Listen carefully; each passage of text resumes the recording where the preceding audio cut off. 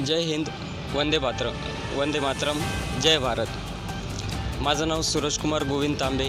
मी स्वातंत्र्य सैनिक पाल्ले आहे। माझ्या आजोबाचं नाव निवृत्ती चांगदेव तांबे। ते स्वातंत्र्य सैनिक आहेत। मला 2017 साली माझ्या आजोबांनी नामनिर्देशन पत्र करून दिलं। त्यांचा मी अहोरात्र सेवा केली। मरणापर्यंत मी त्यांच्यासोबत होतो।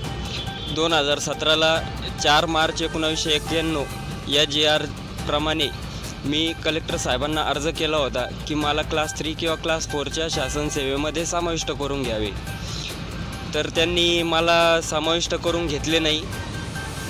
आणि ज्यावेळेस माझे आजोबा वारले त्याच्यानंतर 28 फेब्रुवारी 2014चा GR त्यांनी समोर दाखवला, ज्यामध्ये असं नमूद आहे की स्वातंत्र्य सैनिक अथवा त्यांची पत्नी जर मयत झाले असतील तर नामनिर्देशन पत्र रद्द ठरवण्यात येईल।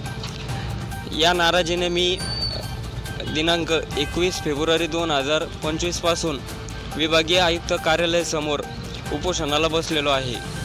शासन मला न्याय देईल का, हा सर्वात मोठा प्रश्न आहे। पण मी माझं ठामपणे मत आहे, जोपर्यंत मला न्याय मिळत नाही तोपर्यंत मी उपोषण सोडणार नाही।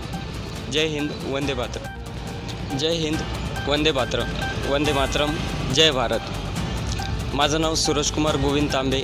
मी स्वातंत्र्य सैनिक पाल्ले आहे। माझ्या आजोबाचं नाव निवृत्ती चांगदेव तांबे। ते स्वातंत्र्य सैनिक आहेत। मला 2017 साली माझ्या आजोबांनी नामनिर्देशन पत्र करून दिलं। त्यांचा मी अहोरात्र सेवा केली। मरणापर्यंत मी त्यांच्यासोबत होतो। 2017ला 4 मार्च 1991 या GR प्रमाणे मी कलेक्टर साहेबांना अर्ज केला होता की मला क्लास 3 किंवा क्लास 4च्या शासन सेवेमध्ये समाविष्ट करून घ्यावे। तर त्यांनी मला समाविष्ट करून घेतले नाही। आणि ज्यावेळेस माझे आजोबा वारले त्याच्यानंतर 28 फेब्रुवारी 2014चा GR त्यांनी समोर दाखवला, ज्यामध्ये असं नमूद आहे की स्वातंत्र्य सैनिक अथवा त्यांची पत्नी जर मयत झाले असतील तर नामनिर्देशन पत्र रद्द ठरवण्यात येईल।